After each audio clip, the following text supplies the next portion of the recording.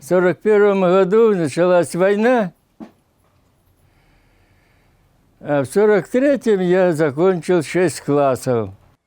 Николай Соколов 1927 жылы 30 декабрда Чүй облусунун Беловодск айылында туулган. 1944 жылы 17 жашка чыкканда аскерге чакырылган. Жаш жигит Бишкекте атайын даярдыктан өтөт. Андан кийин легендарлуу Т-34 танкын айдап Беларусь фронтунда согушкан. Согуштан кийин 1951 жылга чейин Буй шаарында талкаланган техникаларды калыбына келтирип иштеген. Играл в вальчики. Менчик ойноп дайыма оюнга катышчумун. Менде көпчүкөлөрүм бар эле. Мен армияга кетип жатканда алардын үйдүн чатырын алып чыгып, жашырып көмүп койдум. Кайтып келем, кайра ойнойм деп ойлогом. Ушундай ой болгон. Бизди Башкирияга, Алкина 2 станциясына алып кетишти. Ал жакта окуу полку бар эле. Ал жерде жашоо оор болчу. Бизге жакшы тамак берчү эмес. Кийин ал полктун командирин ушундай мамилеси үчүн камап коюшкан дешти. Аттүгүл кээ бирлери каза болуп да калган. Даже помирали. Согуштун оор күндөрү тозоттордогу түнкү нөөмөттөр брезенттин астында сууктан баш калкалоого аракет кылган учурлар өмүр бою эсинде калды. Ну, случай был это в Казани мы.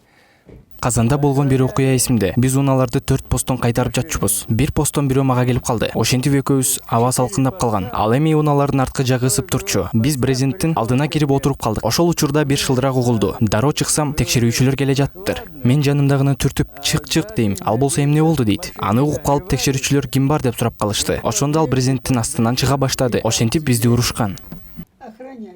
Я слышу что-то шорох. Өз мекенине келгенден кийин Николай Николаевич Елизавета Григорьевнага үйлөнүп 2 бала, 4 небере, 7 чөбөрөнү тарбиялап чоңойтушту. Алар аскер, инженер, педагог кесиптерин аркалап мекен үчүн өз салымдарын кошуп келет. Трудились, работали, дом сами строили, денег не было занимать. Эмгектенип иштеп үйдө өзүбүз курганбыз. Акча жок болчу. Бирөөдөн карызга алууга мүмкүн эмес эле. Баарын өзүбүз жасадык. Үйдү 4 жыл курдук. Ошондо менин күйөөмдүн астмасы күчөп кеткен, аябай кыйнаган. Бирок анда уулум бул жакта жашачу. Бизде унаа бар болчу. Мен дароо көчөдө жашаган уулума чуркап баргам. Атаңды ооруканага жеткирип барчы деп.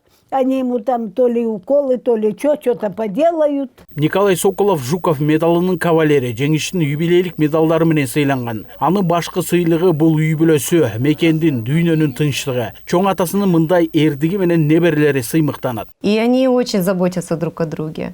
Алар бири-бирине анча көп кам көрүшпөгөндөй. Бирок баягы чоң апа жакындап келип калса, карап турсаң чачын тарайт. Ал ар дайым ар бир майрамда чоң апага гүл берип, открыткаларды жазып берет. Чоң атам жашыраак кезде аябай көңүлү менен мамиле кылчу. 8 мартта сөзсүз тоого чыгып кетчү. Негизи чоң атам аябай эле спортко жакын адам. Таң эртеден кечке чейин көнүгүү жасайт. Бүт өмүрүн велосипед менен өткөрдү.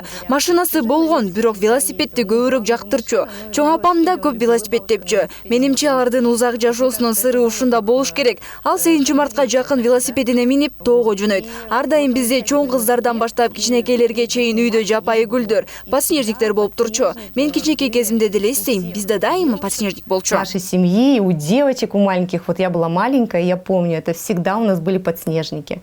Мындан туура 80 жыл мурда жеңишти белек кылган улуу ата мекендик согуштун саналуу гана катышуучусу ардагери калды. Алар мамлекет тарабынан колдоого алынган. Тынчтыкбек Акишев, Айсулуу Өмүрзакова, Кудурат Ташмурзаев, Ала Тоо 24, Чүй облусу.